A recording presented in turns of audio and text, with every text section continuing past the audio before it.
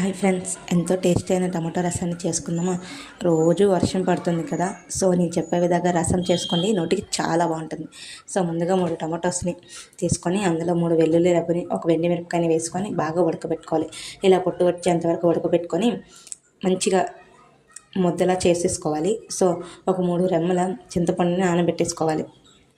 తర్వాత మిరియాలను తీసుకొని కచ్చపిచ్చగా దంచుకోవాలి. చిన్న అల్లం ముక్క, కొన్ని వెల్లుల్లి వేసుకొని బాగా దంచుకొని పక్కన పెట్టేసుకోవాలి.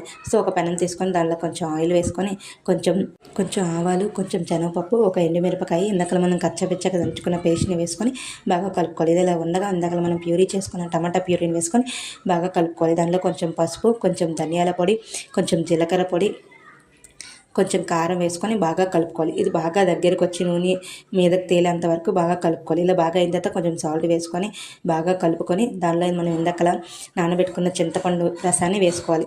అది దాంతోపాటు కొంచెం వాటర్ వేసుకోవాలి. అలా బాగా దగ్గరికి మగ్గించుకోవాలి. ఇలా బాగా మగ్గుతున్నప్పుడు కొంచెం కొత్తిమీరని చిరిమి అందులో వేసుకోవాలి. సో ఎంతో టేస్టీ అయిన వేడి వేడి రసం రెడీ అయిపోయింది. సో నోటికి చాలా అంటే చాలా టేస్ట్గా ఉంటుంది.